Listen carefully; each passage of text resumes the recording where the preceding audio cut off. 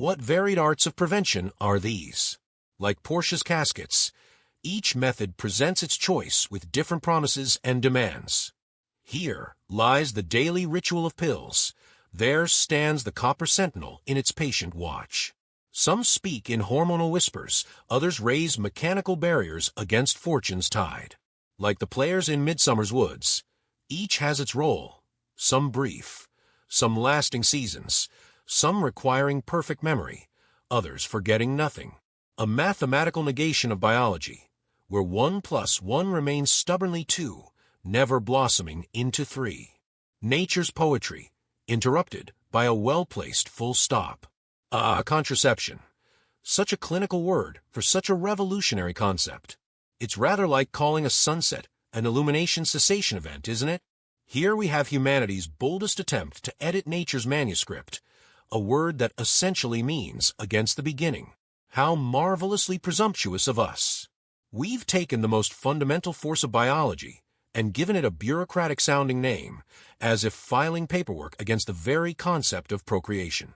It's the linguistic equivalent of installing a safety switch on the birds and bees, transforming passion's poetry into family planning prose. Rather like adding a spell checker to Shakespeare's sonnets, ensuring that to be or not to be doesn't accidentally become to be, and Welcome to today's episode of Brabro. Do no harm, be good to yourself, and enjoy life to the fullest. Today, we're taking a journey back in time, way back, to explore the fascinating history of contraception. Yes, contraception, an age-old pursuit of humanity to control fertility, avoid pregnancy, and ultimately, to make choices about family planning. So, imagine this. People were experimenting with ways to avoid pregnancy long before modern science got involved. Sounds intriguing, right? Let's set the stage. Picture ancient Egypt. Thousands of years ago. People there were mixing honey and acacia leaves, hoping it would somehow prevent pregnancy. And get this. Crocodile dung was also in the mix. Crocodile dung. Now, acacia leaves might have had some mild contraceptive properties, but as for the dung, well, let's just say they were probably learning by trial and error. It's a reminder of how universal and timeless the desire for family planning really is. Moving on to ancient Greece, the innovation continued. They used something a bit closer to what we might recognize today. A slice of lemon, actually. Yes, a lemon slice as a makeshift cervical cap. They hoped the acidity would work as a spermicide. Now, let's be honest. Imagining a whole lemon slice in that way isn't exactly romantic.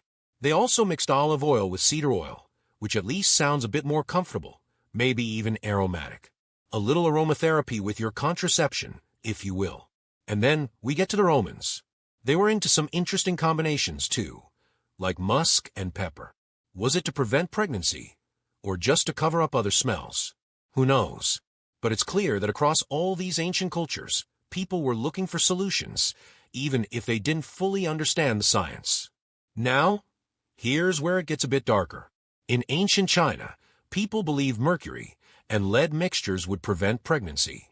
Today, we know how harmful these substances are, but back then, they saw them as having medicinal properties.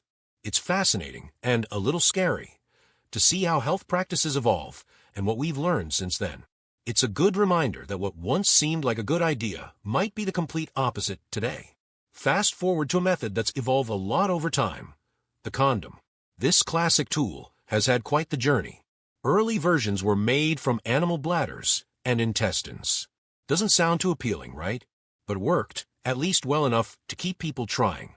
Eventually, they moved on to linen and silk, and then came the rubber revolution in the 19th century. Rubber condoms made contraception much more accessible and effective. Finally, we arrive at today's latex condoms. Thinner, more comfortable, and designed with users in mind. Quite the upgrade from goat bladders, wouldn't you say?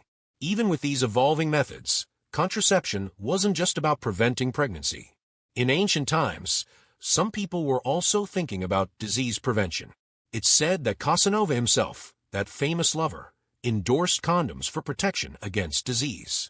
So, the concept of contraception was actually quite multifaceted, even back then. But here's a major turning point, the 20th century, and the rise of female-controlled contraception. Birth control pills gave women newfound control over their own fertility. And this was more than just a medical milestone. It was a social shift.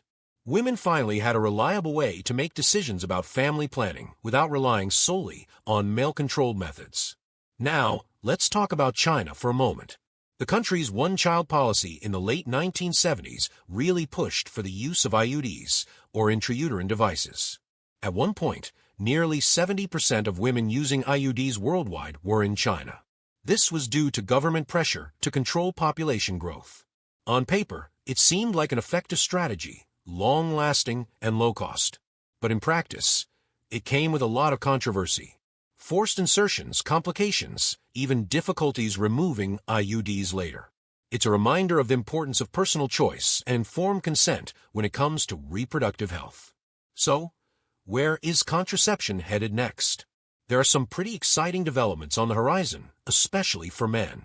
Researchers are working on a male birth control pill, which would truly be revolutionary.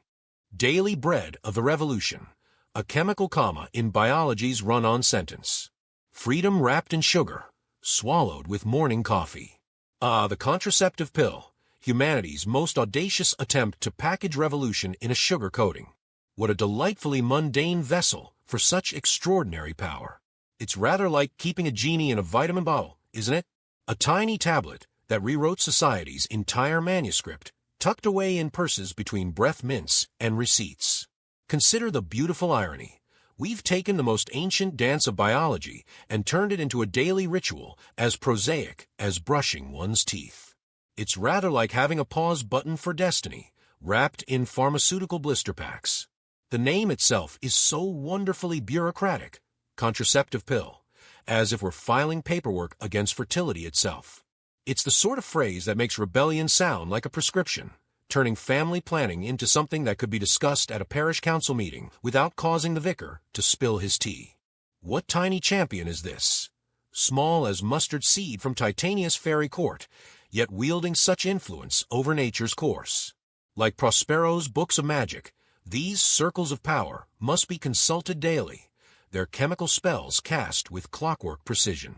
Oh, what modern alchemy lies here, where hormones dance to calendar's rhythm. Each tablet a small moon, controlling tides of fertility with synthetic wisdom. Yet mark how such power demands devotion.